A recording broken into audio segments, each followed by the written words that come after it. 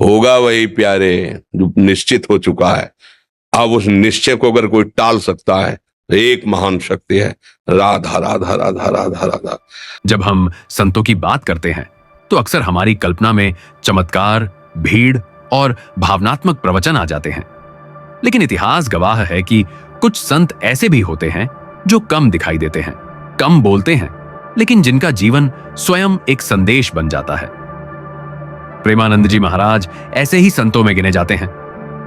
उनकी कहानी किसी राजघराने से शुरू नहीं होती, न ही किसी अलौकिक घटना से। यह कहानी एक साधारण मनुष्य से शुरू होती है जो धीरे धीरे असाधारण आत्मिक ऊंचाई तक पहुंचता है। माना जाता है कि प्रेमानंद जी महाराज का जन्म उत्तर भारत के एक सामान्य गृहस्थ परिवार में हुआ। परिवार धार्मिक था, लेकिन किसी विशेष संप्रदाय या वैराग्य से जुड़ा हुआ नहीं। बचपन सामान्य था, पढ़ाई, घर परिवार और समाज के बीच। लेकिन एक बात शुरू से अलग दिखाई देती थी। उनका स्वभाव अंतर्मुखी था। जहां दूसरे बच्चे खेलकूद और बाहरी आकर्षणों में रम जाते थे, वहीं उनका मन अक्सर एकांत और सोच में डूबा रहता था। परिवार के लोगों के अनुसार वे बचपन में ही ऐसे प्रश्न पूछते थे जो सामान्य उम्र के बच्चों के नहीं होते। जैसे, मनुष्य क्यों दुखी होता है? सुख स्थायी क्यों नहीं होता?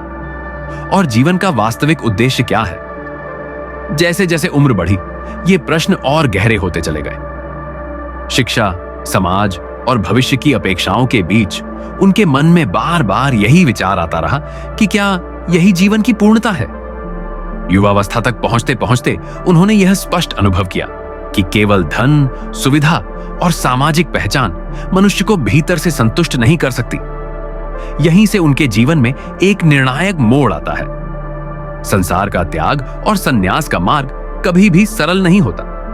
यह केवल वस्त्र बदलने का निर्णय नहीं होता, बल्कि अपनी पूरी पहचान, पूरा भविष्य और समाज की स्वीकृति को पीछे छोड़ देने का साहस होता है। परिवार ने प्रश्न किए, समाज ने आशंका जताई और भविष्य अनिश्चित था। लेकिन प्रेमानंद जी महाराज के लिए यह निर्णय पलायन नहीं था, बल्कि सत्य की खोज का पहला चरण था। संन्यास के बाद उनका जीवन कठोर साधना से जुड़ गया। अल्प आहार, अल्प निद्रा और निरंतर नाम स्मरण उनके जीवन का नियम बन गया। वे शरीर को भोग का साधन नहीं, साधना का माध्यम मानते थे। इसी काल में उनका गहरा संबंध वृंदावन और राधा कृष्ण की भक्ति से जुड़ता है। वृंदावन केवल एक स्थान नहीं, बल्कि एक चेतना है, जहां भक्ति रस नहीं, समर्पण बन जाती है। यहीं पर प्रेमानंद जी महाराज का भक्ति दर्शन स्पष्ट रूप से सामने आता है। उनके अनुसार भक्ति का अर्थ केवल मंदिर जाना या कथा सुनना नहीं है।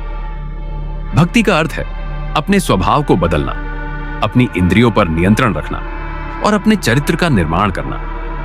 वे स्पष्ट कहते हैं कि जब तक मनुष्य अपनी कमजोरियों को स्वीकार नहीं करता, तब तक आत्मिक उन्नति संभव नहीं।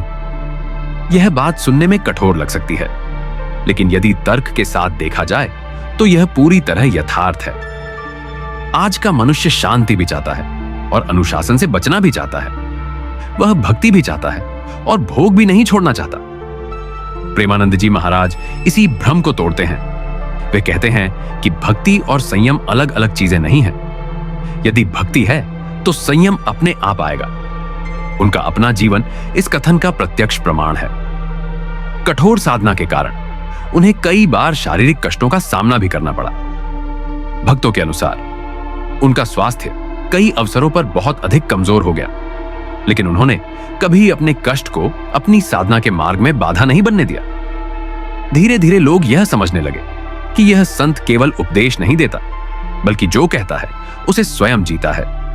उनके प्रवचन न तो सजावटी होते हैं, न ही भावनात्मक नारेबाजी से भरे होते हैं। वे सीधी बात करते हैं, कभी कभी कठोर, लेकिन हमेशा सत्य के साथ। इसी कारण कुछ लोग उनसे असहज भी हो जाते हैं, क्योंकि वे वही बोलते हैं जो सुनना कठिन होता है। जैसे जब वे कहते हैं कि इंद्रिय भोग मनुष्य की सबसे बड़ी कमजोरी है, या जब वे कहते हैं कि जब तक आदतें नियंत्रण में नहीं, तब तक भक्ति केवल एक भ्रम है। ये बातें लोकप्रिय नहीं होती, लेकिन आवश्यक होती हैं। प्रेमानंद जी महाराज राधा रानी की भक्ति को सबसे शुद्ध और उच्च मानते हैं। उनके अनुसार राधा का प्रेम किसी शर्त पर आधारित नहीं होता, वह मांगता नहीं, केवल अर्पित करता है। इसीलिए वे कहते हैं कि भक्ति भावना नहीं, जीवन पद्धति है। आज जब हजारों लोग उनके प्रवचनों से जुड़े हुए हैं, तब भी प्रेमानंद जी महाराज खुद को कभी महान संत नहीं कहते। वे बार बार यही कहते हैं, मैं कुछ नहीं हूं, जो कुछ होता है राधा रानी की कृपा से होता है। उनकी बढ़ती प्रसिद्धि के बावजूद उनका जीवन आज भी उतना ही सरल है जितना प्रारंभ में था। न कोई ऐश्वर्य, न कोई सुविधा प्रियता, केवल साधना और केवल भक्ति। आज के युवाओं के लिए प्रेमानंद जी महाराज एक कठोर लेकिन स्पष्ट संदेश है। वे कहते हैं कि अपनी ऊर्जा को व्यर्थ आदतों में नष्ट करना अपने भविष्य के साथ अन्याय है। उनके अनुसार शारीरिक और मानसिक शुद्धि के बिना आत्मिक प्रगति संभव नहीं।